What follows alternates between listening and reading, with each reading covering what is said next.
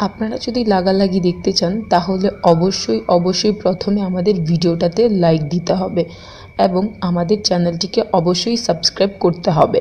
এরপরেই ঘাপা